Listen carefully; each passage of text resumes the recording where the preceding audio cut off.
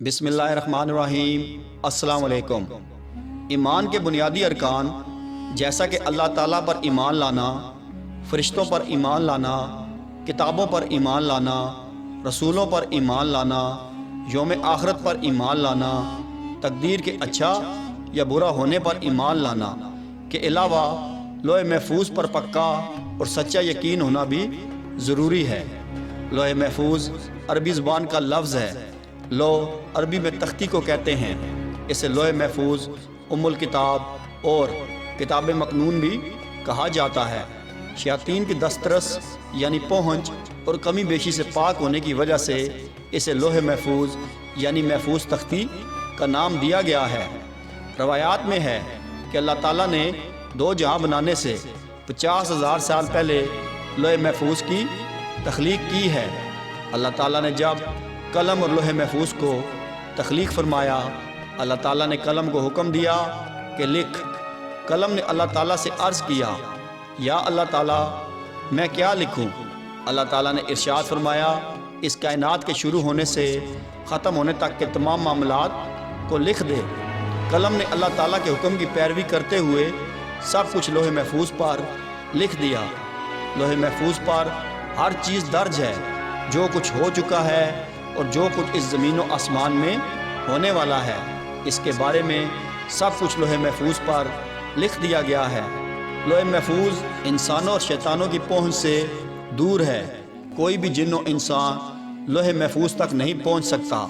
صحیح بخاری میں بیان کیا گیا ہے کہ اللہ تعالیٰ کے آخری نبی صلی اللہ علیہ وآلہ وسلم نے فرمایا ہے کہ اللہ تعالیٰ نے لوح محفوظ پر ہر چیز درج کرنے کے بعد زمین و آسمان کو پیدا فرمایا۔ لوح محفوظ کا ذکر قرآن پاک میں کافی جگہوں پر کیا گیا ہے۔ اللہ تعالیٰ سورہ بروج میں ارشاد فرماتا ہے، بلکہ یہ قرآن ہے جو لوح محفوظ پر لکھا گیا ہے۔ قرآن پاک کی اس سورہ میں یہ بھی ذکر کیا گیا ہے کہ قرآن پاک بھی لوح محفوظ پر لکھا گیا ہے۔ آج جو قرآن پاک کی تلاوت ہم مومن کرتے ہیں، یہ وہی قرآن پاک ہے جس کو اللہ تعالیٰ نے زمین و آسمان بنانے سے 50,000 سال پہلے ہی لکھ دیا تھا۔ ایک اور اللہ تعالیٰ کا ارشاد ہے کہ ہم نے ہر چیز کو لوح محفوظ پر درج کر رکھا ہے۔ اللہ تعالیٰ نے لوح محفوظ پر ہر چیز کو زمین و آسمان بنانے سے پہلے ہی لکھ دیا تھا۔ لوح محفوظ عرش کی دائیں سیدھی جانب ہے۔ حضرت سیدنا ابن عباس رضی اللہ تعالیٰ عنہما نے فرمایا، اللہ عز و جل نے لوح محفوظ کو پیدا فرمایا۔ اس کی لمبائی 100 سال کی مسافت فاصلہ یعنی دوری تھی۔ تفسیر ابن کثیر میں ہے کہ لوح محفوظ کی چوڑائی مشرق و مغرب کے فاصلے کے برابر ہے۔ لوح محفوظ کس چیز سے بنی ہے؟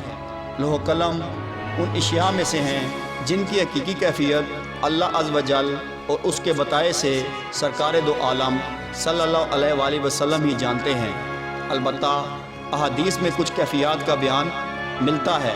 سرکار دو عالم صلی اللہ علیہ وآلہ وسلم نے ارشاد فرمایا، لوح محفوظ سفید موتی سے بنی ہے، اس کے صفحات سرخ یاقوت کے ہیں، اس کا قلم نور اور کتابت لکھائی بھی نور ہے۔ اللہ تعالیٰ ہر روز لوح محفوظ کی طرف 360 بار دیکھتا ہے۔ دنیا کا نظام چلانے والی اللہ تعالیٰ کی ذات ہے۔ اللہ تعالیٰ جو چاہتا ہے کرتا ہے، کسی کو عزت کسی کو ذلت عطا کرتا ہے، کسی کو پیدا کرتا ہے، کسی کو دنیا سے اٹھا لیتا ہے۔ اللہ تعالیٰ ہر چیز پر قادر ہے، جو چاہتا ہے وہ کر دیتا ہے۔ لوح محفوظ کی لمبائی زمین سے آسمان کے فاصلے کے برابر ہے۔ اس کی چوڑائی مشرق و مغرب کے برابر ہے۔ لوح محفوظ عرش کے دائیں جانب لٹکی ہوئی ہے۔ اس کی اصل ایک فرشتے کی گود میں ہے۔ حضرت ابن عباس رضی اللہ تعالیٰ عنہ سے مروی ہے کہ لوح محفوظ پر یہ لفظ درج ہیں کہ اللہ کے سوا کوئی عبادت کے لائق نہیں ہے، اس کا دین اسلام ہے۔ حضرت محمد صلی اللہ علیہ وآلہ وسلم اللہ کے آخری رسول ہیں۔ جو بھی بندہ اللہ تعالیٰ کی عبادت کرے گا، اس کے نبیوں، رسولوں، کتابوں پر یقین لائے گا، اللہ تعالیٰ اس کو جنت میں اعلیٰ مقام عطا کر دے گا۔ لوح محفوظ پر اللہ تعالیٰ نے حضرت اسرافیل کی ڈیوٹی لگائی ہے۔ ابو سنان رحمۃ اللہ علیہ فرماتے ہیں کہ اللہ تعالیٰ کے سب سے نزدیک لوح محفوظ ہے جو عرش کے ساتھ لٹکی ہوئی ہے۔ جب اللہ تعالیٰ کوئی کام کرنے کا ارادہ کرتا ہے تو لوح محفوظ پر لکھ دیتا ہے۔ یہ لوح محفوظ حضرت اسرافیل کے ماتھے کو جا لگتی ہے۔ حضرت اسرافیل اللہ تعالیٰ کی عظمت کے آگے اپنے سر کو جھکائے ہوئے ہیں۔ حضرت اسرافیل زمین پر نظریں جھکائے ہوئے ہیں۔ جب لوح محفوظ حضرت اسرافیل کے ماتھے پر آ کر لگتی ہے تو حضرت اسرافیل علیہ السلام اس پر نظر مارتے ہیں۔ اگر لوح محفوظ پر اللہ تعالیٰ کا حکم آسمان والوں کا ہوتا ہے تو اللہ تعالیٰ کا وہ حکم حضرت میکائیل علیہ السلام کے سپرد کر دیتا ہے۔ اگر وہ حکم زمین والوں کا ہوتا ہے تو حضرت اسرافیل علیہ السلام اللہ تعالیٰ کے اس حکم کو حضرت جبرائیل علیہ السلام کے سپرد کر دیتے ہیں۔ قیامت کے دن سب سے پہلے جس چیز کا حساب ہوگا وہ لوح محفوظ ہوگا۔